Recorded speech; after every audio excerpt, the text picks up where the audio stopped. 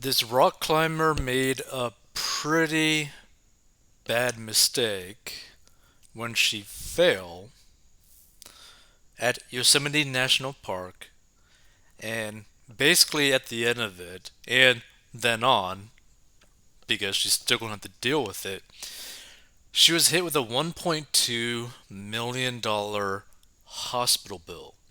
Like, the headline, New Zealand woman who lost foot in Yosemite National Park fall hit with 1.2 million hospital bill, sounds horrible on so many different fronts. Like, that is a shocking number to see, right? And it's also shocking that this 21-year-old student lost her foot as well. So let's get into the story. So, family members of a 21-year-old University of Otago student who fell 39 feet while rock climbing in the US says it is easier to count the bones she did not break in the accident. Anna Parsons, formerly of Invercargill, was climbing on Runout Slab at Snake Dyke in Yosemite National Park when she slipped and rolled down a steep slope, hitting a ledge on the way down. Look, I think it's an amazing thing that she survived that, because I bet you that this could have easily ended in an extremely bad way. So the university student who broke nearly every bone in her body racked up a $1.2 million hospital bill after needing to have her foot amputated. New Zealand Herald reports. So her sister, Jessica Enor, said the fall caused Anna to break her neck, spine, pelvis, ribs, wrist, feet, and toes, and left her with internal injuries, including a punctured lung. Oh my goodness, right? Like, that is so many things that she broke and damaged. Like, it's truly amazing that she survived. Straight up. So happy that she is alive from that ordeal, right? Gotta look at the good side because, dear Lord, her left foot was so badly damaged that it had to be amputated, and last week she had major reconstructive surgery on her right foot. She said, the only things that weren't broken were her arms, her thigh bones, and her head, which is amazing, Jessica said. It was a hard decision to take her foot off, but it's the best way for to get back to doing those things that she loves. She's a very fun, loving, family-oriented, outgoing, hardworking, and studious person, passionate about environmental issues. She loves surfing, rock climbing, mountain biking, tramping. I'm guessing camping. I never heard of tramping. That's her lifestyle. Anna is a third year marine ecology student who recently won a scholarship to spend time studying at the Banfield Marine Sciences Center in British Columbia, Canada. Jessica said her sister went to North America early so she could do some climbing before her studies started. She has been rock climbing for a couple of years, but I wouldn't say she was experienced. Running Slab was supposed to be an easy climb, Jessica said. Now, her parents flew over straight after the accident to be by her bedside, which is cool for them, well, cool of them. Anna said in a social media message that she was grateful to the quick and efficient rescue team who got her off the side of the mountain and straight to the hospital via helicopter. Because the hospital started working on her back straight away, she was she has not been paralyzed by her spinal injuries. Now that is an amazing thing, right? Because here's the thing. She's going to be a disabled person like in terms like legally, she's going to be a disabled person. So whether she like lives in the United States, Canada, wherever she's from, New Zealand, all that kind of stuff, right? Depending on the laws and whatnot of where she's like a citizen of, she's going to be disabled, and for the most part, probably her living expenses are going to be taken care of, right? Most likely. Now, the medical bill is something to worry about because of the size, right? Like, that is a no joke size of a medical bill. That being said, she could, and her family potentially communicate with the hospital because in some cases, talking to the higher ups in hospitals, they might actually waive your bill. Like there have been hospitals that have done this for people who truly cannot afford to remotely pay this bill at all, their bill at all, right?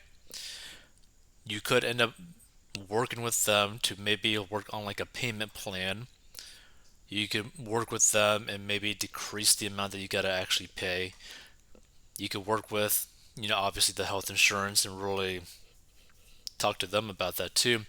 But there are ways to deal with it, but it's going to take a lot of work to try to find something that is livable, right? Like it's going to be very hard to move on from this financially. I'm not saying it's going to be an easy way to find a path for you to literally basically wipe these bills from you, right? But because of how catastrophic this thing was, right? She could potentially find a way where she could kind of like get in a situation where she doesn't actually have to pay the full amount, right? Because a lot of times, not every time, but a lot of times, if you get into like a super serious situation where like it would be literally physically impossible for you to ever pay this bill at all, right? Where you are basically 100% labeled disabled, you wouldn't be able to actually pay the bill no matter what, right? And so a lot of governments will be in a situation where they basically say like, no, you don't got to pay this bill, right? Now, I'm not saying that's going to be what's happening in her case, but I have personally seen people where their medical bills or some other bills were completely wiped off because they were deemed fully disabled, right? Or they talked to the hospital and was able to work with them to get like a lower payment in different like circumstances. So again, there are paths to go about it, but this is going to be really hard to deal with, financially speaking. So doctors say she will be able to walk, Jessica said. We weren't sure for a couple of days, but she can now move her knees and wiggle her toes. So once that reconstructive surgery has healed, she'll have to learn to walk again with a prosthetic. She said her sister had been getting very overwhelmed with emotion about how lucky she was to be alive, saved, and spared. She's also very up and down, sometimes the pain's too much. We know it's going to be a long journey, but she is amazingly positive and she's already talking about being an amazing marine scientist with one leg, hiking through the mountains, testing algae. And the thing is, she would physically be able to do that because she is not paralyzed, which is an amazing thing, right? So Jessica said it was still too early to say when her sister would be able to come home, adding, I don't think we should rush it. Anna remains in a hospital near San Francisco where she is racking up huge medical bills. And her travel insurance is only covering part of the cost of her surgeries and hospital care. Money is something we don't like to stress about, but Anna's medical bills exceed $1 million, Jessica said. So her family have set up a give a little page to pay for prosthesis, treatment, and rehabilitation. and about $50,000 has been raised to date, but the goal is to reach $500,000. Now, here's the thing. I don't think she's going to end up having to pay the actually true like bill of over $1 million in hospital bills. I don't think she's going to actually have to do that, but it's still going to be very, very hard to deal with it. It's probably going to be a very long process to deal with it, and it's going to be a very difficult process to deal with it. But to be frank, the first thing that she needs to make sure and do is her health, right? Like she just needs to get better, right? Like once you get better, once you like start getting like healthier to where you could actually start moving around, that's when you should really be focusing on it. Now you could definitely have your family to like really work on these things while you're like resting and whatnot if they're willing to do that. Because you definitely want to work on it, but the main goal should really just be get healthier.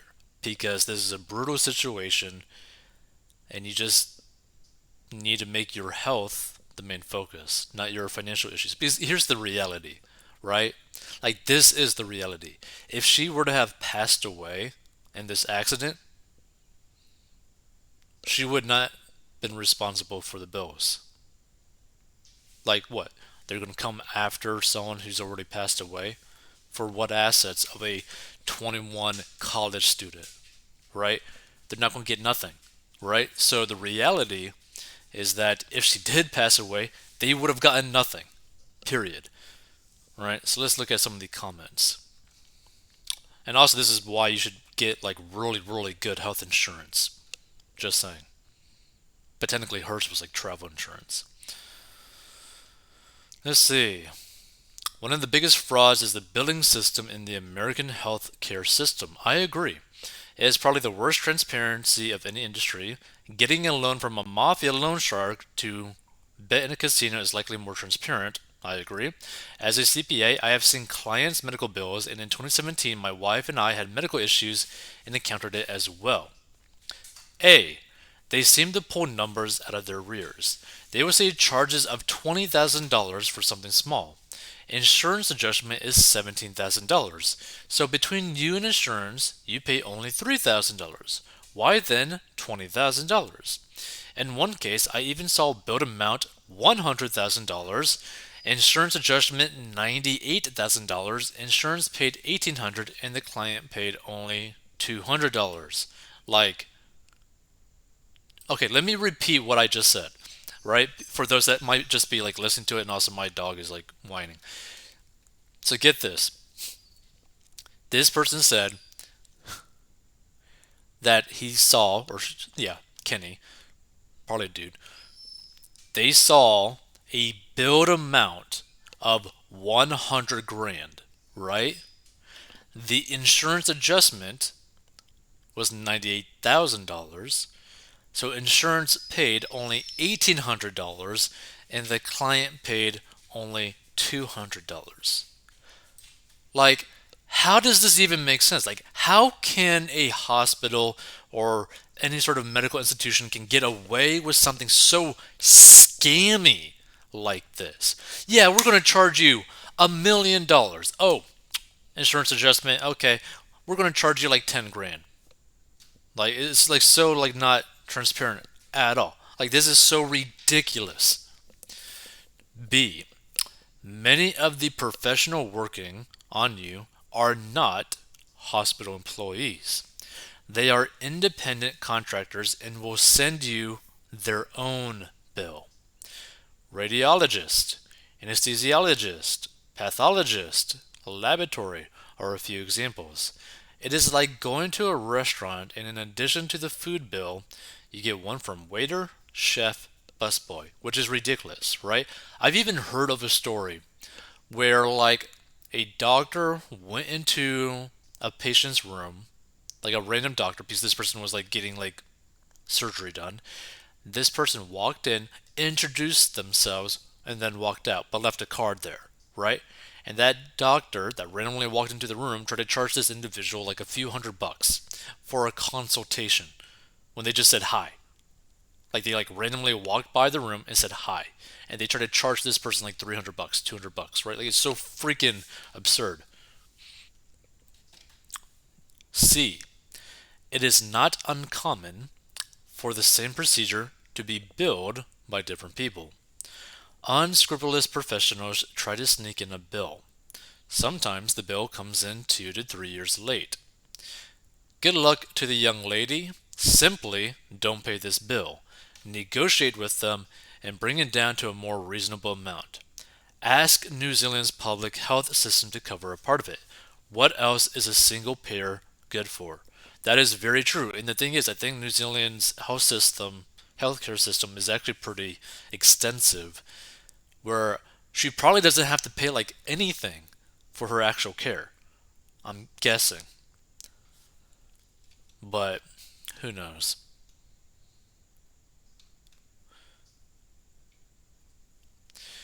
If you walk into the doctor without insurance, you'll be charged the top rate.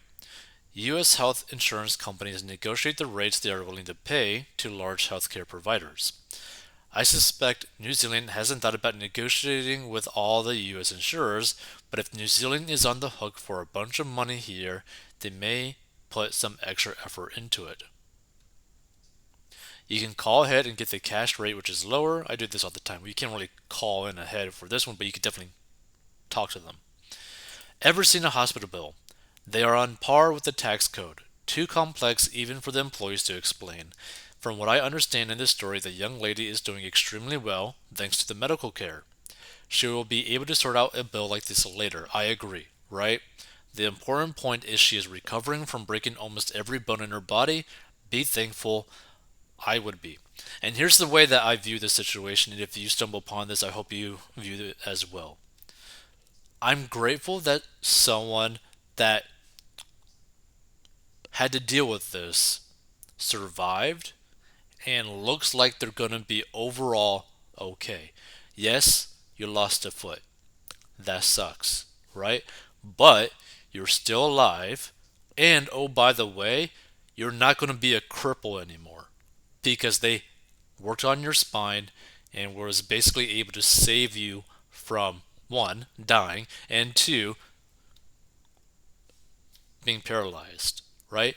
The fact that you're able to now, in a way, to look at this, go on an adventure and learn how to walk again is amazing, right? Because it was probably a very close call to whether or not you would even get the chance to walk again, or even get the chance to breathe again, or even get the chance to dream again, or even get the chance to literally ever see your family ever again. So the way that I view it is that she's extremely lucky to have survived this ordeal, and number one, get healthier, and then number two, work on the financial stuff, because the reality is you're not taking anything with you when you go away. So take care of your health first. Like, make that your main priority. That being said, if you want to learn how to get out of debt and master your money, go to 40inbox.com or down below and learn how I got debt free and increased my net worth.